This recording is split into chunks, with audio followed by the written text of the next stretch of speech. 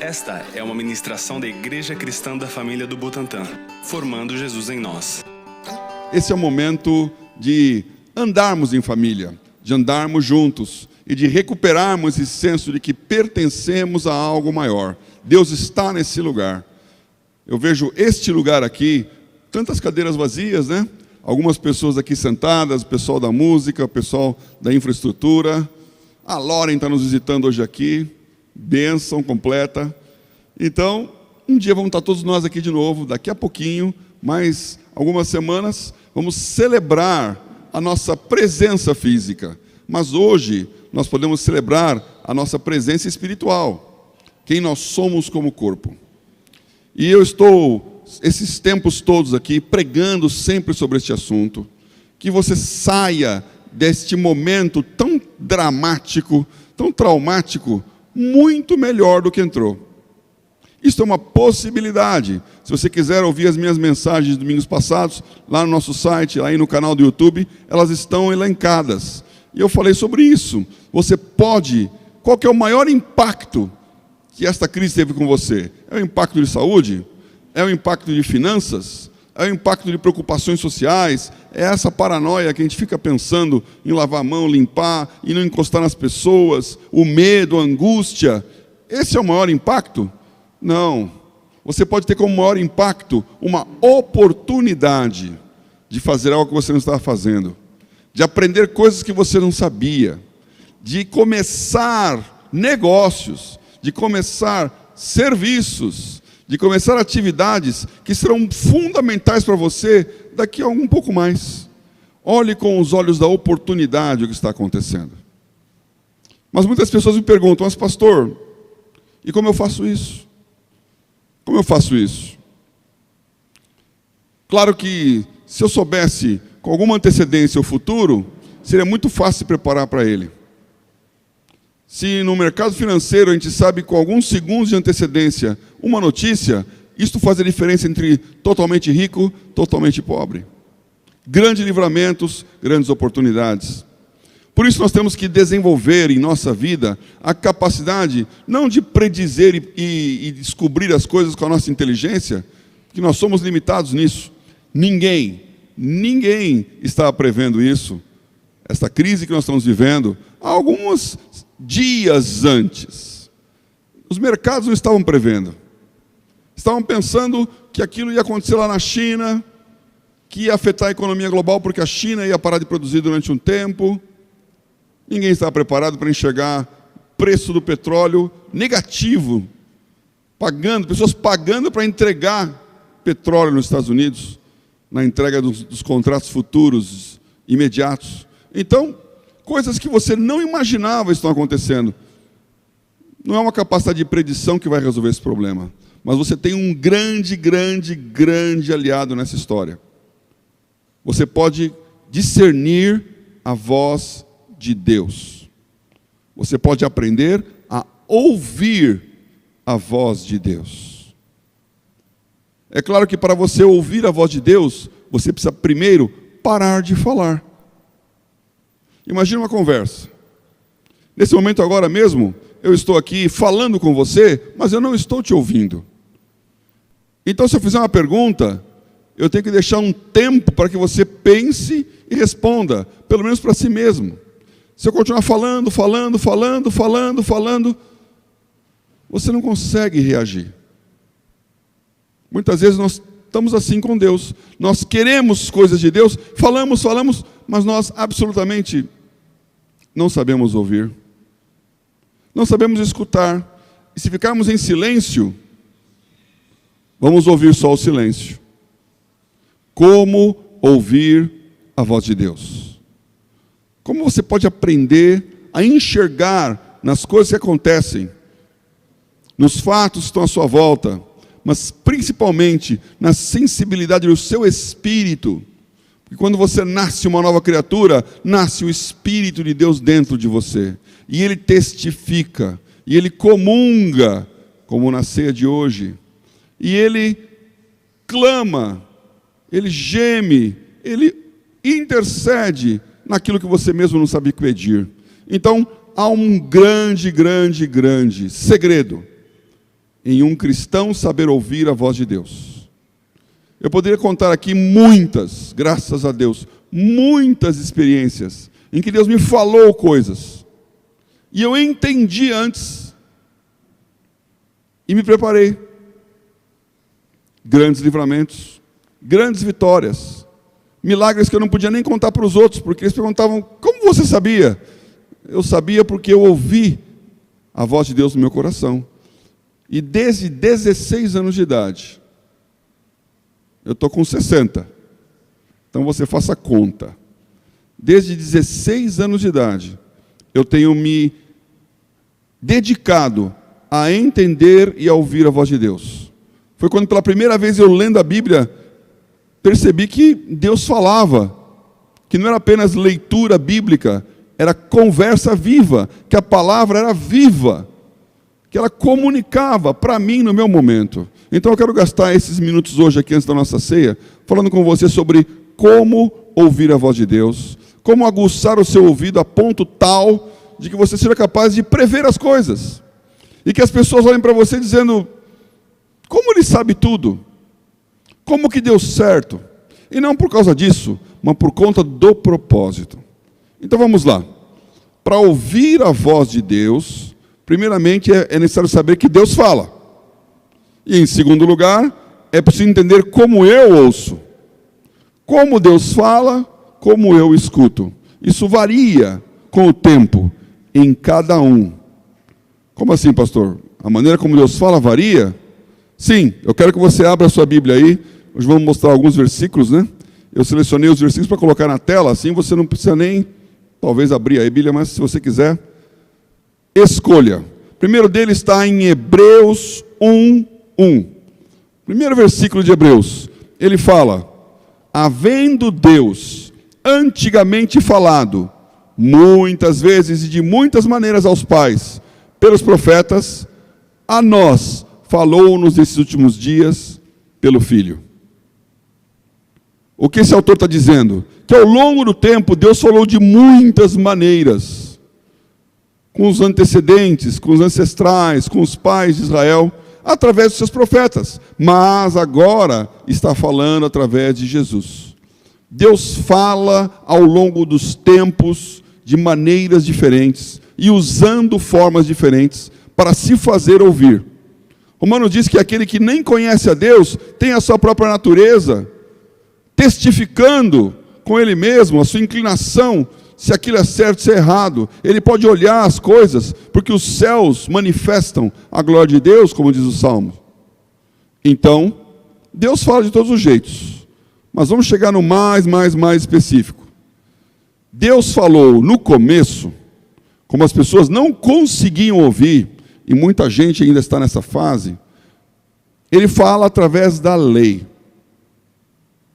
Então a lei é uma regra que diz: isto é certo, isto é errado. Isto pode, isto não pode. Se você fizer isso, vai acontecer aquilo. Então está prevendo o futuro. Porque está dizendo: se você pecar, você morre. Se você transgredir esta lei, vai ter esta consequência. Deus fala através da lei. E a lei, ela existe por causa da nossa incapacidade de ouvir melhor.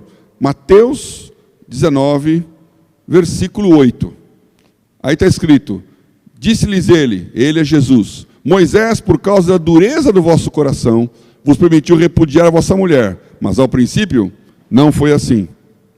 Esse contexto é um contexto dos discípulos perguntando para Jesus e os fariseus abordando Jesus acerca do casamento. E quando eles começaram a apertar se podia ou não podia ter divórcio, Jesus falou assim: olha, a lei do divórcio existe por causa da dureza dos vossos corações. Deus teve que estabelecer uma regra porque vocês não estavam sensíveis à voz dele. Então vem a lei. A lei é para quem é duro de coração. A nossa lei, Constituição Brasileira, Código Civil, Código Penal, é a mesma coisa. Está lá capitulado o que pode e o que não pode por causa da dureza dos corações. Eu sempre digo que eu imagino o céu como um lugar onde o trânsito flui e não existe semáforo. Porque todos sabem a hora de parar e a hora de andar. Todos respeitam a todos. Não é preciso uma lei que é burra, que é unilateral, para colocar a ordem numa situação caótica. Então, primeira coisa que eu estou falando aqui, Deus falou através dos tempos pela lei. Depois, ele começou a enviar pessoas, como foi dito aqui mesmo lido, os seus profetas. A diferença é que esses profetas no Velho Testamento, eles eram os donos da verdade.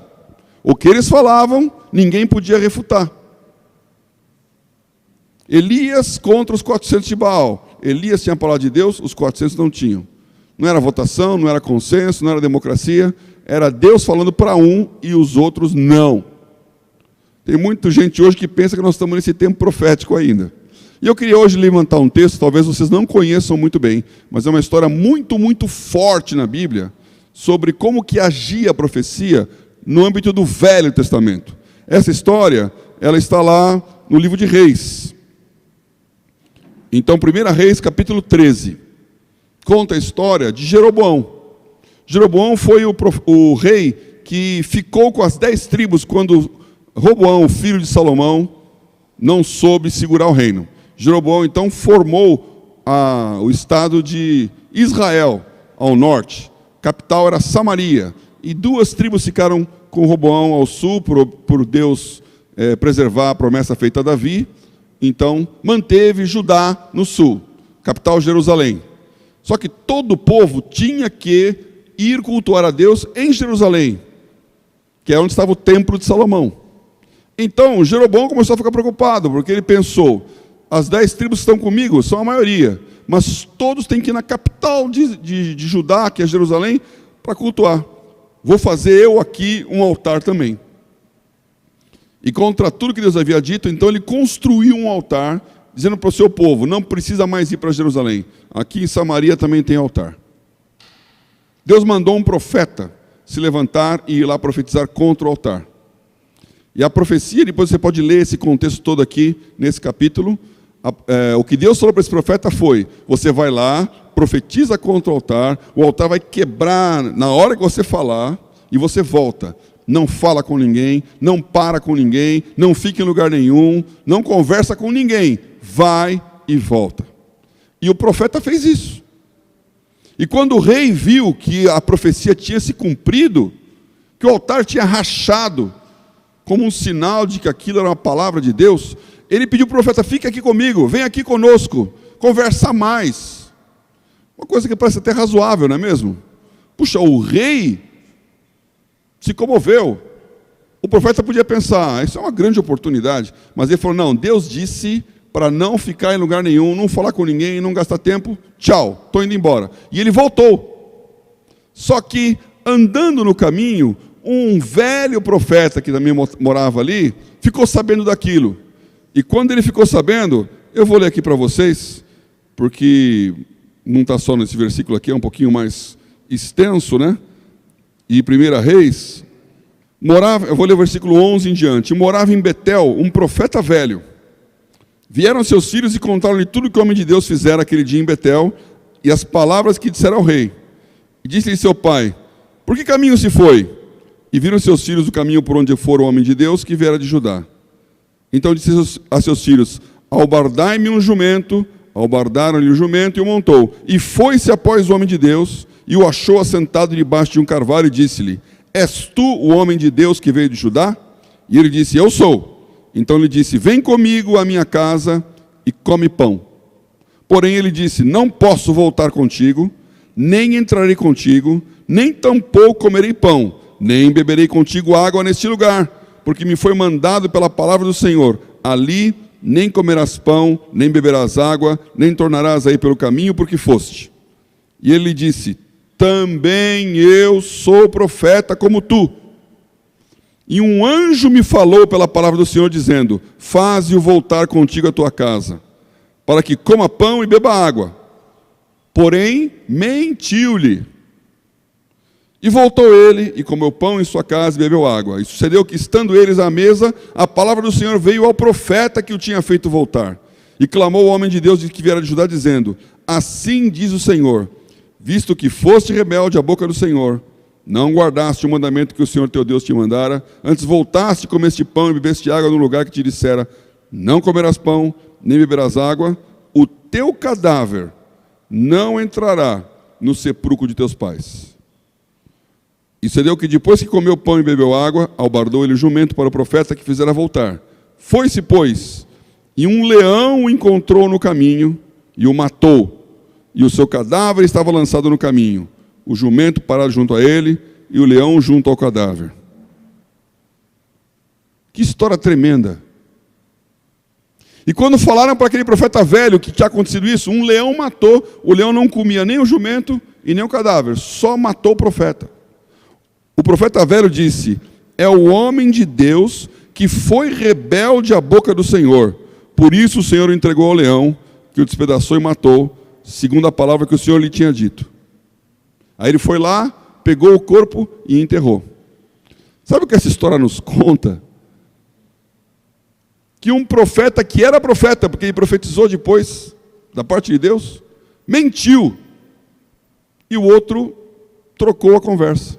Ouviu uma palavra, morreu. Deus falava para uma pessoa, para outra não. Mais para frente vamos voltar a esse ponto aqui, quando a gente vai olhar no Novo Testamento. Outro texto interessante, é um texto em que Deus está lá com Moisés. No livro de Números, capítulo 12. Também é um texto longo, coloquei o versículo 1, que você pode ler. Números 12, é uma história interessantíssima. Meu pai gostava disso aqui, porque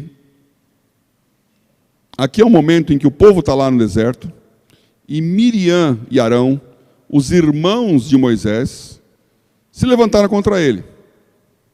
E se levantaram contra ele por causa da mulher cuxita que tomara, porquanto tinha tomado a mulher cuxita. Pensaram, o que é cuxita? É o apelido da mulher, né? Cuxita. Que cuxita linda. Mulher cuxita era a mulher de Cuxi. Cuxi era o nome de um dos filhos de Cão, filho de Noé. Cão, Sem e Jafé. Os canitas foram os que habitavam na África. Deram origem ao povo de cor de pele negra. A cuxita era etíope, era uma mulher negra. E com o povo de Israel, que saiu do Egito, que fica na África, estavam ali no deserto, perto da Etiópia também, e veio essa mulher junto.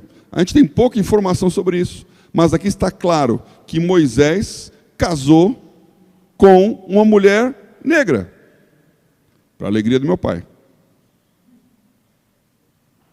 Só que os irmãos dele não gostaram, não. E eles tinham algumas razões para falar isso. Primeiro, porque ela não era judia. E a lei dizia que não podia, que o judeu não podia casar com quem não fosse judeu. E eles chegaram lá e falaram assim, Moisés, Deus fala só com você? Deus também fala com a gente. E Moisés ficou quieto. E esse versículo 3 fala assim, e era o varão Moisés muito manso, mais do que todos os homens que havia sobre a terra. Moisés estava já com mais de 80 anos, já tinha aprendido com quantos paus faz a canoa. Aquela rebeldia, aquela rebelião, aquela revolta tinha ficado para trás. Ele estava bem pianinho, bem calminho. Mas Deus ouviu aquilo. Então o Senhor desceu na coluna de nuvem, se pôs à porta da tenda, chamou Arão e a Miriam e saíram ambos. E disse, ouvi agora as minhas palavras. Se entre vós houver profeta, eu, Senhor, em visão a ele me farei conhecer. Ou em sonhos falarei com ele.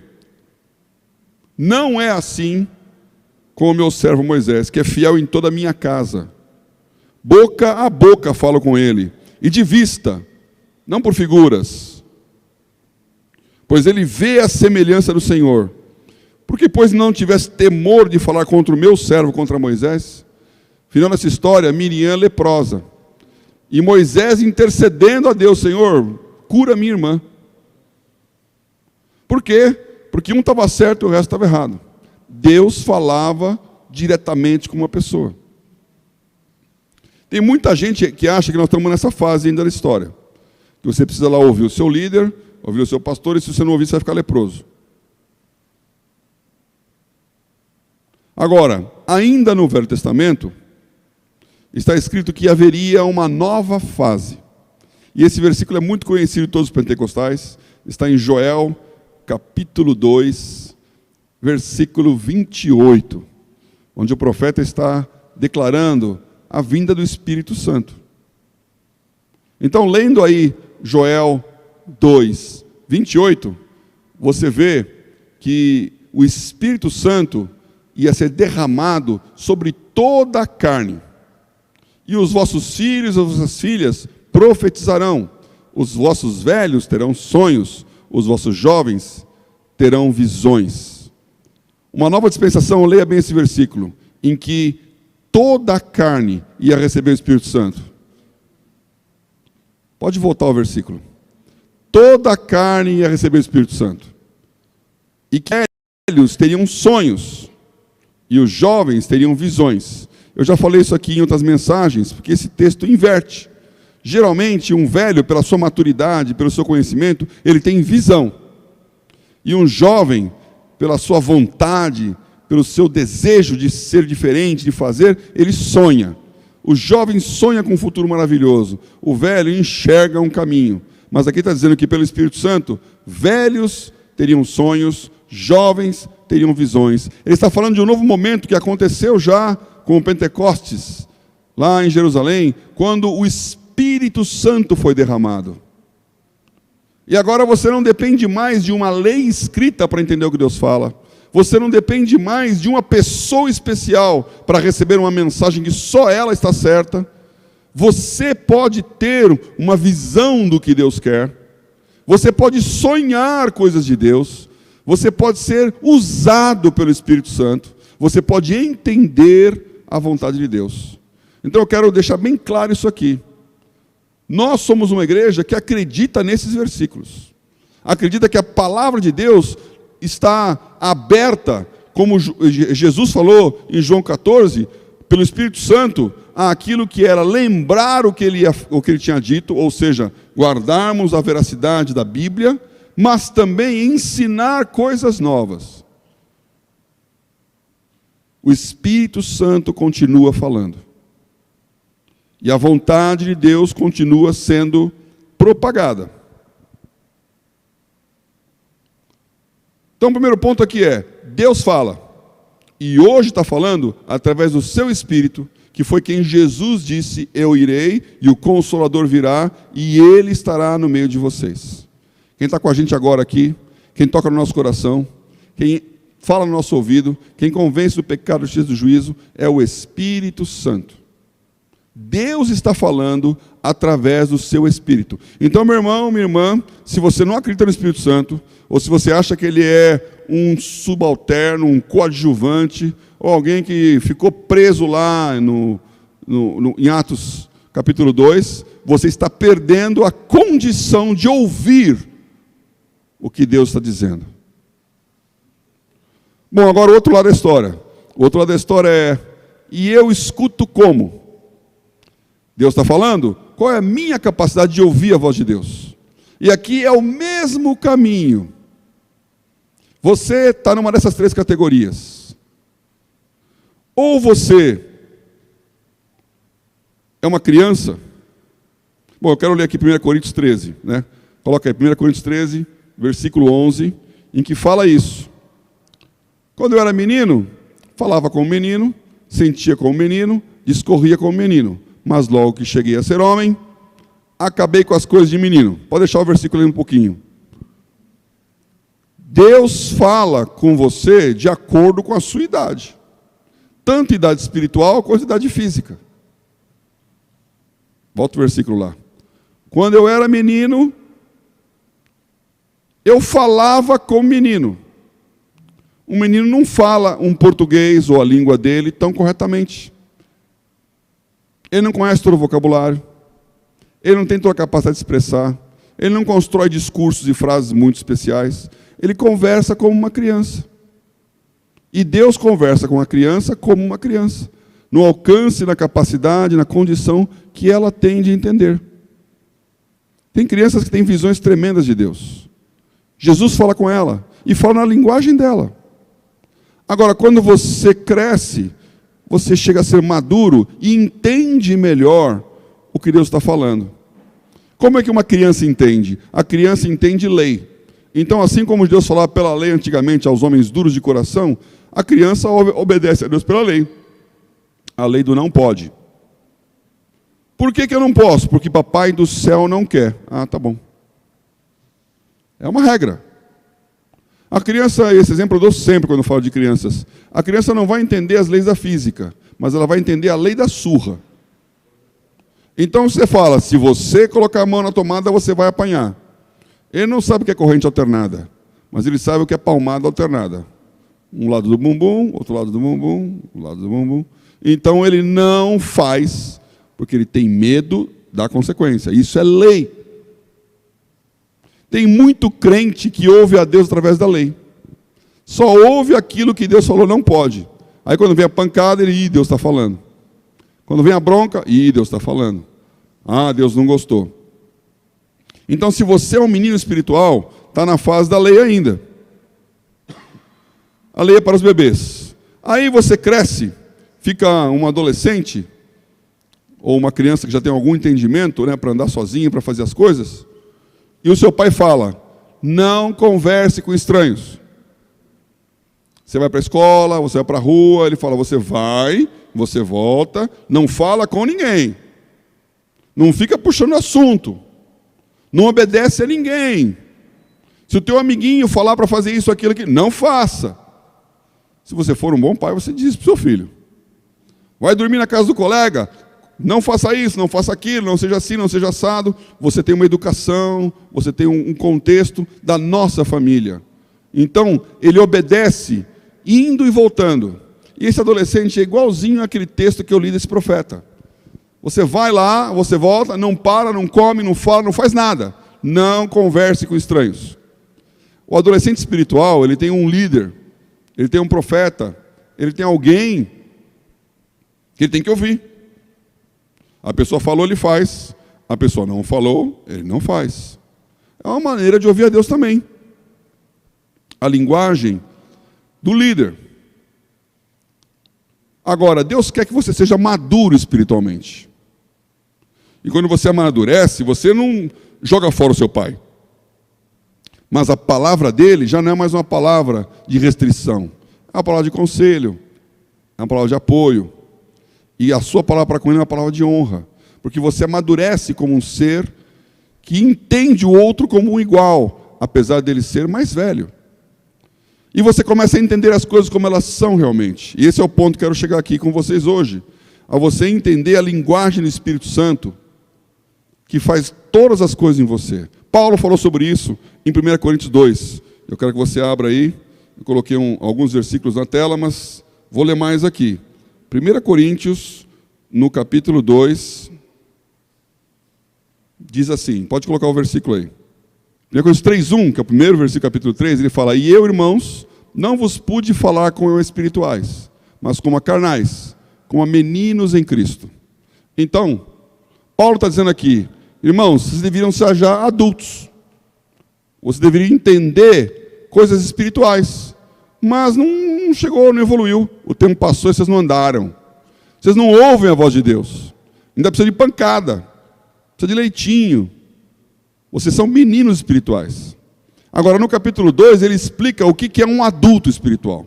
Então, o texto não está aqui na tela, mas abre na sua Bíblia aí. 1 Coríntios, capítulo 2. E eu vou ler aqui, versículo 9.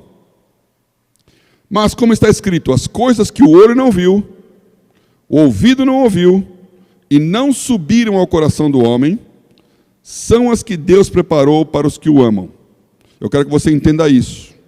O que você nunca ouviu, o que você nunca viu, o que você nunca imaginou, pensou no seu coração, Deus preparou para você. Estas coisas, portanto, não são descobertas lendo, porque você não vai ver. Nem ouvindo alguém mais velho e experiente, porque você não vai ouvir. Essas coisas não são descobertas em você imaginando, pensando, raciocinando, intuindo de dentro para fora. Essas coisas são reveladas. Elas vêm de fora para dentro. é uma orientação de Deus para você que você não tem a mínima condição de saber, dada a sua condição humana.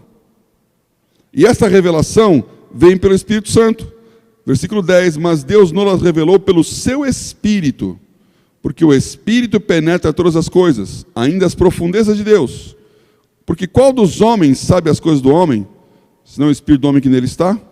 Assim também ninguém sabe as coisas de Deus, senão o Espírito de Deus.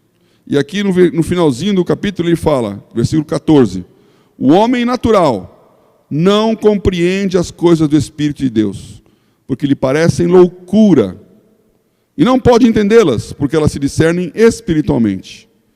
Mas o que é espiritual discerne bem tudo, e ele de ninguém é discernido. Este versículo é uma verdade. Se você for um cristão espiritual, que desenvolveu sua capacidade de ouvir a voz de Deus, você vai discernir o que está acontecendo, e ninguém vai entender o que está discernindo. O homem natural não compreende as coisas do Espírito de Deus. E quando alguém que é espiritual toma uma decisão, fala, esse cara é louco. E depois, quando acontece, fala, esse cara é um gênio. Eu quero te convidar a fazer parte desse time. Pessoas que entendem. Pessoas que obedecem. Estamos vendo uma grande crise. E a maioria esmagadora das pessoas perderam. Mas tem gente que ganhou. Tem gente que estava no lugar certo, na hora certa.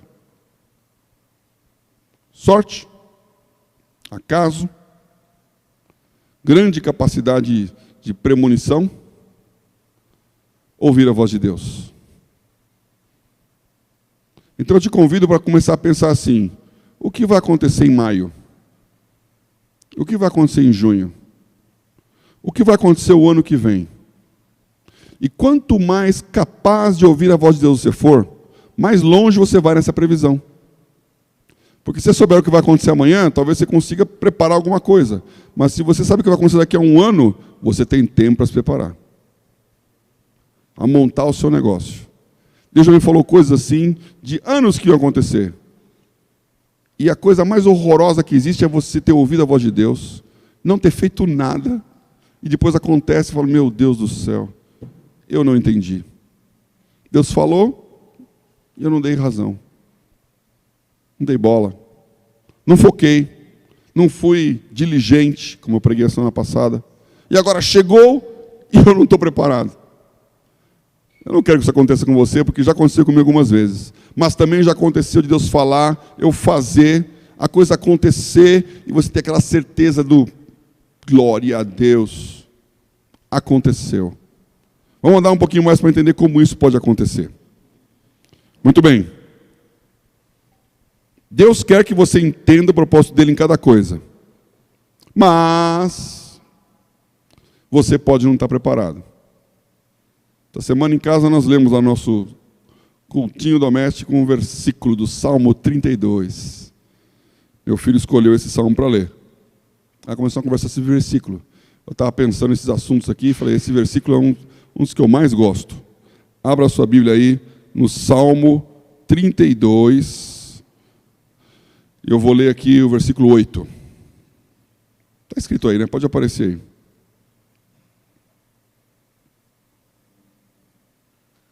Instruir-te-ei e ensinar-te-ei o caminho que deves andar. Guiar-te-ei com os meus olhos. Não sejas como cavalo, nem como a mula, que não tem entendimento, cuja boca precisa de cabresto e freio, para que se não atirem a ti. Esse texto tem duas grandes verdades. A primeira é dizendo como Deus quer. Deus quer te guiar pelos seus olhos. Deus quer que você olhe para Ele e entenda o que Ele quer que você faça. Será que isso é possível? Bom, está escrito. Instruir-te-ei e guiar-te-ei com os meus olhos. E essa palavra, instruir, ela tem um sentido da ordem imediata. Não é ensinar. Você não ensina ninguém olhando. Você tem que ensinar com papel e lápis. Mas a instrução, quem pratica esporte coletivo sabe o que é isso. Quando você tem um time que é coeso, Quando você entende o que o técnico falou, quando você olha para a pessoa, você sabe o que ela vai fazer. Então quem joga futebol sabe disso aí. Tem sempre um cara que fica gritando lá: deixa, passa, olha eu aqui. Na hora que ele fala, olha eu aqui, o colega dele está vendo que ele está lá, mas o defensor também está vendo. Se ele ficar quieto, a bola vai ali, sem ele, fala nada. Porque o time trabalha por música. Porque o time com o olhar se conhece. Então quando você tem intimidade com o outro, você consegue olhar e saber. Uma esposa sabe olhando como é que o marido, como é que o filho estão. O marido também sabe olhando como é que a mulher está. Se é hora de falar, se é hora de falar. Se é hora de fazer mais uma brincadeira, não é. De vez em quando você sabe que não é e acaba fazendo, né? Aí o resultado é dramático. Olhar e discernir.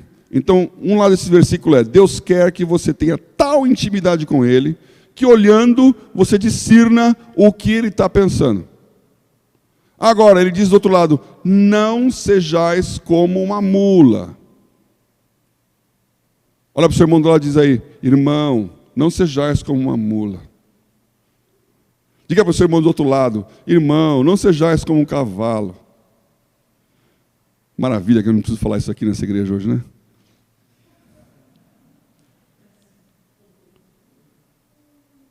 Como funciona uma mula? Ela precisa de cabresto e freio. Talvez você não esteja muito acostumado com esses linguajares aí, equinos.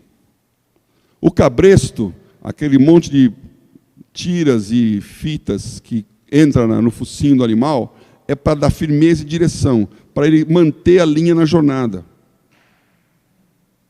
E o freio é para você brecar, freio, e também para você direcionar. Quer que ele vá para a esquerda? Você puxa. Eu já falei isso outras vezes aqui, né? Quando eu comecei a entender como é que era cavalgar, não é uma coisa que me agrada muito não, diga-se de passagem. Mas já andei algumas vezes em cavalos aí. E você descobre, e eu vejo muitos desses instrutores com crianças, né? A criança vai lá, pega as rédeas e ela age como se aquela rédea fosse um controle de televisão, um joystick, ou uma direção. Então você fica puxando. Ele fala: escuta, o animal está vivo. O freio é uma barra de metal que você passa embaixo da língua e que vai de um canto ao outro canto da boca. E em cada ponta tem a corda. Então, quando você puxa as rédeas, aquela barra de metal entra dentro da boca do animal e empurra a cabeça dele para cima. Então ele breca.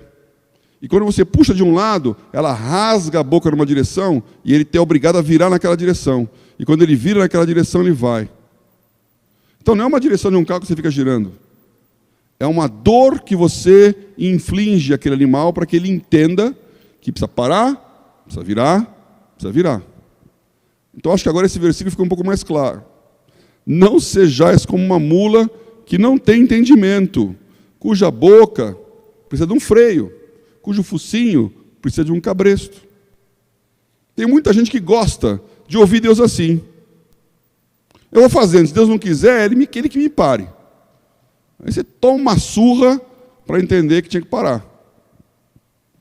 Eu ouço a Deus por aquilo que acontece. Eu ouço a Deus de acordo com o resultado. Eu ouço a Deus de acordo com as consequências. É a maneira mais limitada de ouvir a Deus. Guiar-te-ei com os meus olhos. E aqui então, tem um outro tipo de pessoa que se relaciona com Deus, mas ele não quer se relacionar para entender o que Deus quer. Ele quer se relacionar para entender como é que ele consegue se dar bem. Então ele quer ser um beneficiário do relacionamento com Deus. Mas quando você olha Jesus, e o que ele escreveu lá em João 15 Jesus está falando com os discípulos. E ele está dizendo para os discípulos lá que eu te dou um novo mandamento. Que você obedecer, se você obedecer, eu vou ser seu amigo. Vós sereis meus amigos se fizerdes o que eu vos mando. E em João 15, ele dá um passo além. Leia esse versículo. Já vos não chamarei servos, porque o servo não sabe o que faz o seu senhor, mas tenho-vos chamado amigos, porque tudo quanto ouvi de meu Pai, vos tenho feito conhecer. Você quer ser amigo de Deus? Deus chamou Abraão de amigo. Ele sabia o que ia acontecer. Deus revelou a ele o futuro.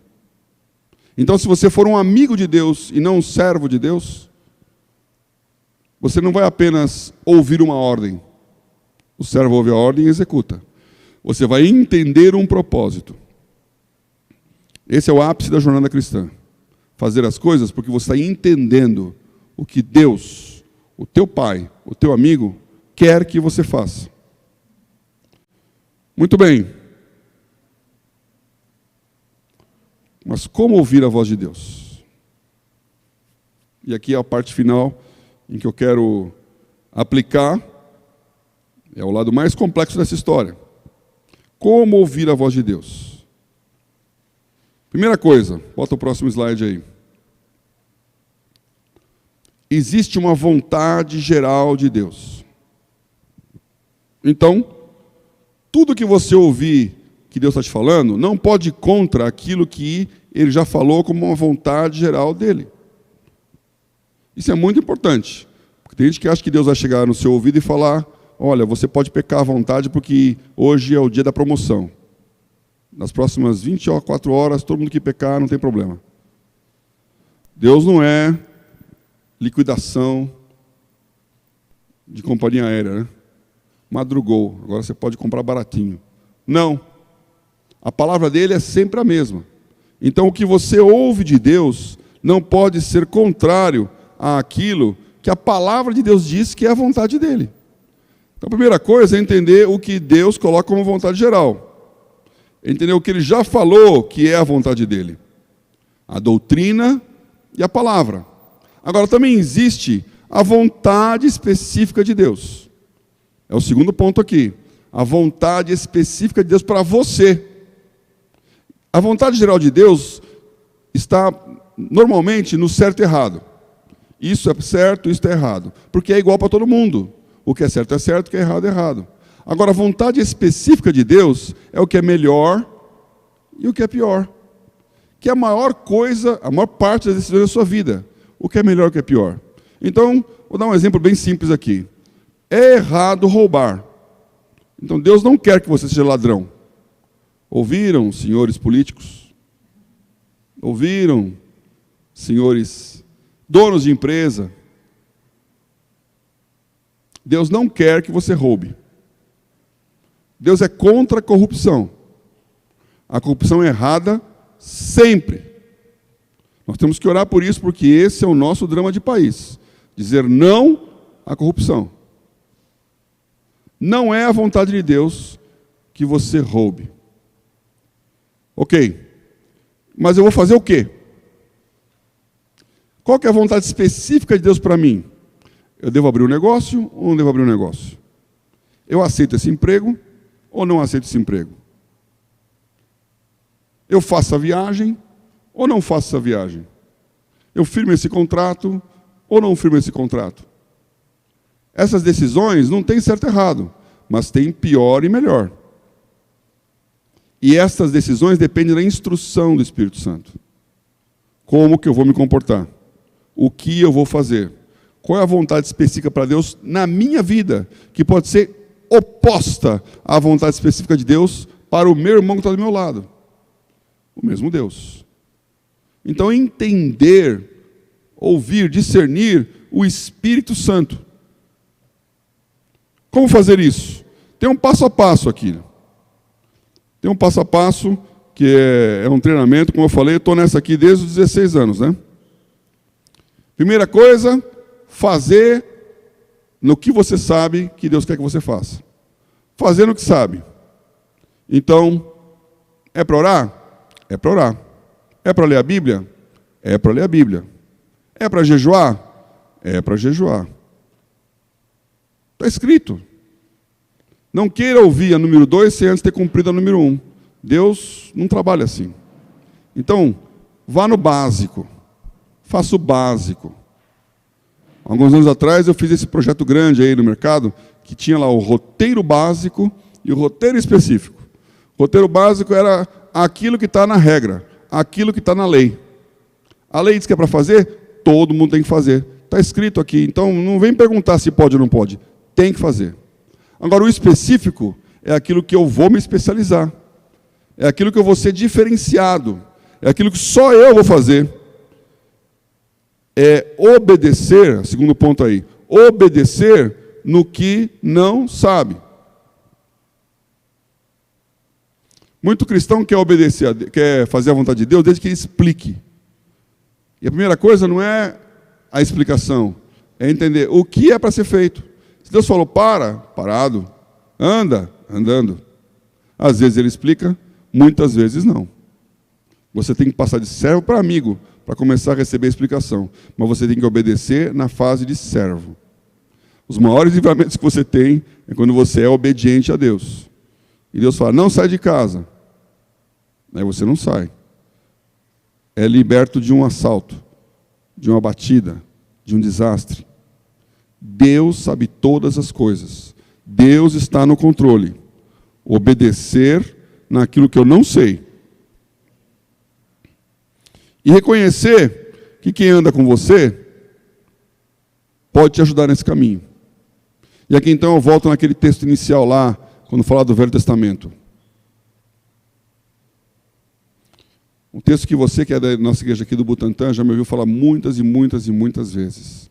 Paulo gastou muito tempo do seu ministério explicando sobre isso. E lá em 1 Coríntios 14, ele fala mais claramente. Ele fala que quando nós nos reunimos, cada um tem um pedacinho do que Deus tem de revelação. Cada um recebe de Deus uma parte da resposta. Para que ninguém se glorie sozinho. Para que ninguém seja dono da verdade. Cada um tem um pedacinho. E quando você se junta como corpo, quando você se alia ao seu irmão, esse pedacinho que você tem faz sentido com o pedacinho que ele tem, com o que o outro tem, com o que o outro tem, e aquele quebra-cabeça é montado. E todos então discernem juntos qual é a vontade de Deus. Por isso é fundamental ser igreja. A igreja é o corpo de Cristo. Não estamos mais naquela dispensação de um sabe tudo e ninguém sabe nada. De um que tem toda a resposta e os outros têm toda a obediência. Paulo fala em 1 Coríntios 14, 26, que quando nos reunimos, um tem salmo, que é a capacidade de tocar, ministrar na música.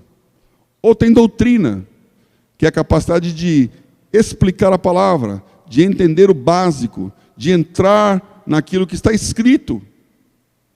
Mas outro tem revelação, que é o novo, aquilo que ninguém nunca ouviu. E aquele que não sabe bem o que é a revelação, ele tem a língua, que é um dom que faz com que o espírito dele seja elevado. Então ele fala em línguas ao ponto de que ele espiritualmente começa a discernir coisas espirituais. Agora, se ele for em público falar em línguas, ninguém vai entender, vão achar que ele é louco. Então tem a revelação, a interpretação da língua. Para que aquela mesma palavra que um recebeu e que não sabe, o outro diga o que é. E esse é um culto, onde cada um tem culto. Salmo, doutrina, revelação, língua, interpretação. Eu não sei quais são as suas aptidões ou as suas preferências. Tem gente que é mais conservador, mais quietinho, não gosta muito de barulho. Não tem problema, porque cada um está num lugar do corpo. Talvez o seu lugar seja a doutrina. Você tem que saber que existe o outro lado. E que você precisa dele. E tem lá o louco por Jesus, que gosta de voar alto. Mas ele tem que saber que tem alguém lá que está escorando ele. Então, o que tem a revelação precisa daquele que tem doutrina. O que tem doutrina precisa daquele que tem revelação. E quando nós estamos juntos, este corpo funciona discernindo a vontade de Deus. Eu quero te convidar a fazer essa experiência fantástica de, como igreja, crescer no discernimento da boa, perfeita e agradável vontade de Deus para nós. Eu quero te convidar para fazer algo que é viver em sistema. Eu tenho um último slide aqui que eu queria mostrar. que no dia de hoje fala sobre como que essa igreja acontece. Tem os cometas. O cometa, ele aparece de repente, ilumina todo o céu e vai embora e ninguém mais vê. Ele fala e desaparece. Tem muita gente que gosta de ir atrás de cometa. Tem um cometa na igreja tal, no culto do avivamento da tenda profética, na terça-feira à noite. Aí o cara vem e fala, então você pensa assim, esse cara nunca me viu, ele é um homem de Deus, ele tem a palavra de Deus. Eu vou lá, não vou falar nada, vou ficar quietinho, porque aí se ele falar, eu vou saber que Deus está falando comigo.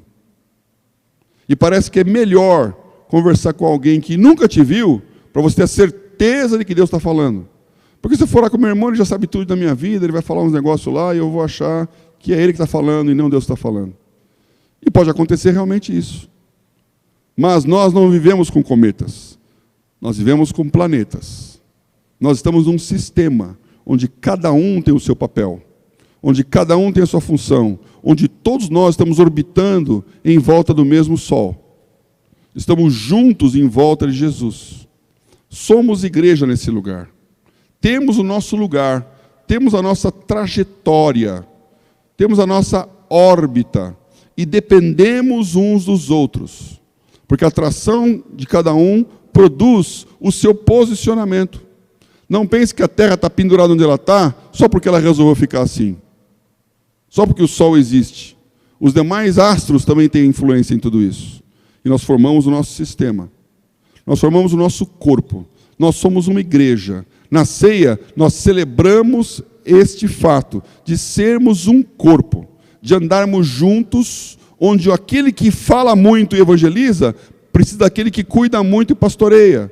Aquele que tem discernimento das coisas de Deus e ora bastante, precisa do outro que vai viabilizar aquilo que ele orou.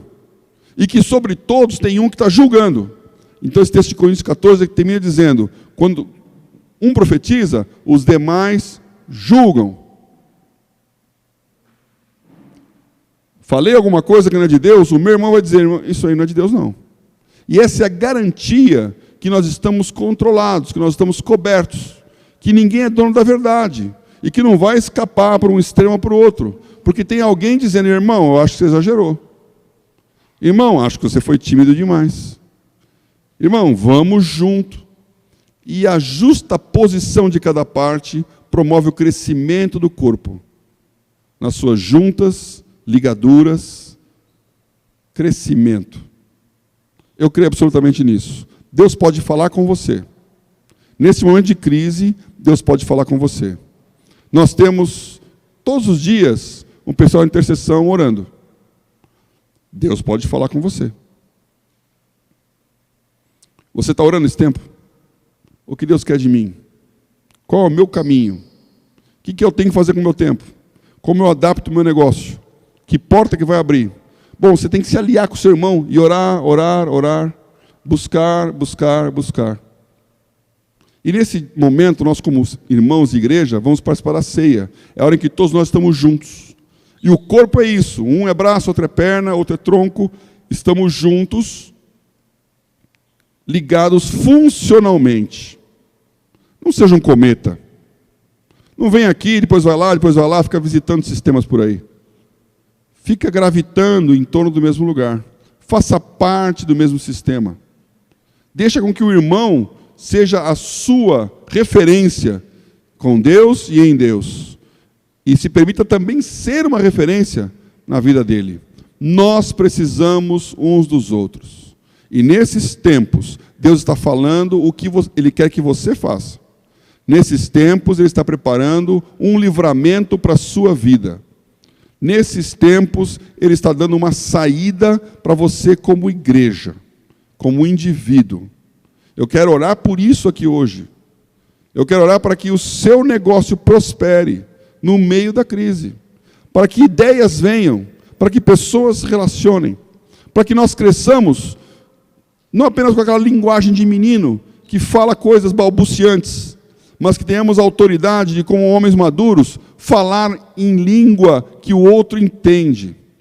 Ter a fluência espiritual para entender o sonho, para entender a revelação, para entender o que aconteceu, para discernir os tempos e as horas e para andar espiritualmente juntos. Deus está falando. Você está ouvindo?